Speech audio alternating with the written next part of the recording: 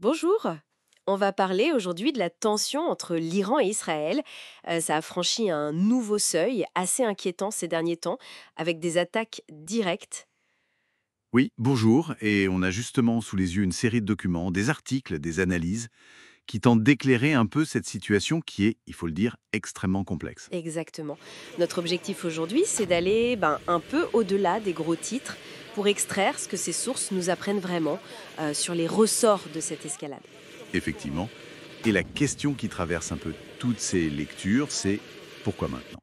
Qu'est-ce qui, d'après ces analyses en tout cas, a spécifiquement déclenché cette flambée récente? Il s'agit donc de décortiquer les mécanismes un peu profonds et les implications telles que présentées dans les documents qu'on a pu consulter. C'est ça. Alors, si on commence par les racines du problème. Oui, allons-y. Les textes insistent beaucoup sur le soutien iranien à des groupes armés dans la région.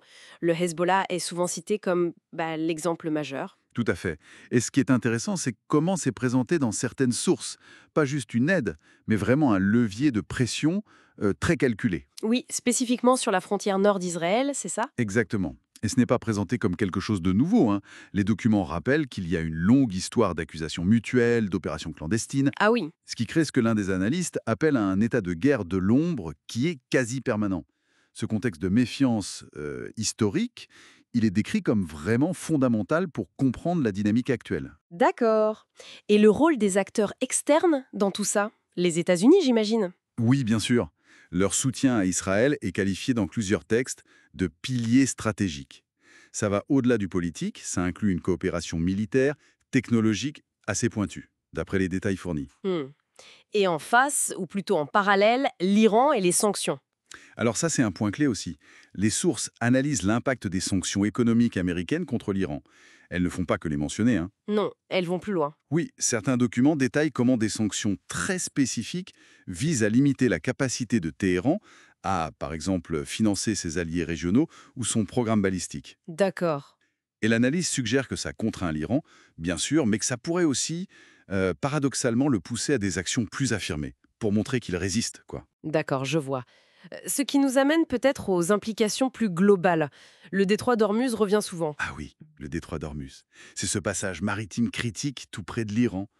Et l'analyse là-dessus, elle va plus loin que juste rappeler son importance pour le pétrole. C'est-à-dire? Mais ce qui ressort, c'est une analyse de scénario. Comment des actions iraniennes spécifiques dans le détroit, même des actions limitées, d'après un rapport, pourraient déclencher une réaction en chaîne sur les marchés mondiaux de l'énergie. Ah oui, quand même. Oui, il ne s'agit pas forcément d'une fermeture totale, hein, mais même des perturbations ciblées pourraient avoir un impact psychologique énorme sur les marchés, bien plus grand que l'action elle-même. Donc les enjeux économiques décrits sont vertigineux. Et au milieu de toute cette géopolitique, il y a une réalité que les documents n'ignorent pas, heureusement, c'est le coût humain. Ah, ça, c'est un point qui est martelé dans plusieurs des lectures, oui. Elles insistent sur le fait que ce sont les populations civiles des deux côtés, et même dans les pays voisins, qui sont en première ligne. On parle de victimes directes, j'imagine, mais aussi d'autres impacts. Oui, pas seulement les bombardements. On parle aussi des déplacements de population, de la peur constante, de l'impact psychologique qui dure. Une source souligne même comment cette souffrance humaine est souvent instrumentalisée dans la rhétorique des chaque camp. Ce qui rend la réconciliation encore plus difficile, j'imagine. Exactement. C'est cette dimension humaine tragique que les sources nous forcent un peu à regarder en face. C'est un tableau assez sombre. Est-ce que les sources évoquent quand même des pistes de désescalade? On lit des choses sur la médiation? Oui, on voit des références à des efforts, par exemple de la France ou de la Turquie, mais le ton général semble assez prudent, voire pessimiste. Pourquoi? Qu'est-ce qui bloque? L'obstacle principal qui est vraiment analysé en profondeur, c'est cette méfiance abyssale entre Téhéran et Tel Aviv. Les documents décrivent comment des décennies d'hostilité ont construit des barrières psychologiques, politiques, Hmm. qui rendent tout dialogue direct quasi impossible. Une analyse parle même d'une culture de l'ennemi qui serait profondément ancrée. Dans ce contexte si difficile, quel rôle peut jouer la communauté internationale? Les leviers habituels sont mentionnés, médiation, cessez-le-feu. Oui, oui, les outils classiques sont évoqués, hein. Médiation renforcée, appel au cessez-le-feu, contrôle des ventes d'armes. Mais les textes pointent tous vers une condition indispensable, Laquelle? le besoin d'une volonté politique authentique. Et pas seulement de la part des belligérants, mais aussi des grandes puissances. Les sources suggèrent que les déclarations, les résolutions, ça ne suffit pas si ce n'est pas suivi d'actions concertées, d'une pression diplomatique réelle, cohérente. Et c'est ce qui manquerait actuellement selon ces analyses? C'est ce qui semble ressortir de plusieurs lectures, oui.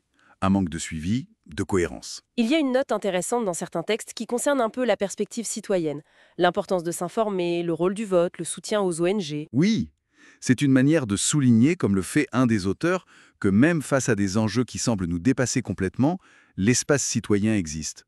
S'informer via des sources diverses, choisir des dirigeants qui favorisent la diplomatie, soutenir l'action humanitaire. Chaque effort compte, même modestement. C'est l'idée. Ça contribue, même un peu, à créer un environnement potentiellement moins hostile. C'est une façon de ne pas rester passif, en tout cas. D'accord. Bon, si on essaye de faire une synthèse rapide des points clés qui ressortent de ces documents. Allons-y. On a donc un conflit avec des racines profondes, une méfiance qui semble structurelle. Tout ça est exacerbé par le jeu des acteurs régionaux, internationaux.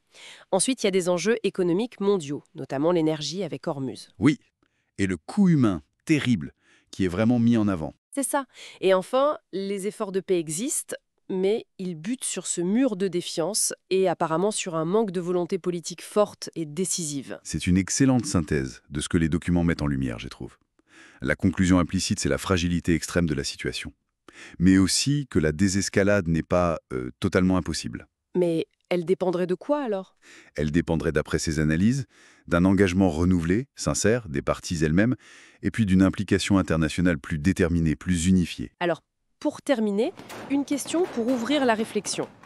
Si les médiations classiques, on l'a vu, peinent face à cette méfiance profonde et aux intérêts puissants décrits non en source, quel type d'événement vraiment inattendu, un signe noir géopolitique, un changement interne majeur ou une crise d'une toute autre nature pourrait réellement créer l'électrochoc suffisant pour générer cette fameuse volonté politique dont on a besoin pour une désescalade durable entre l'Iran et Israël? C'est une excellente question, et très complexe. Ça laisse matière à réfléchir, effectivement.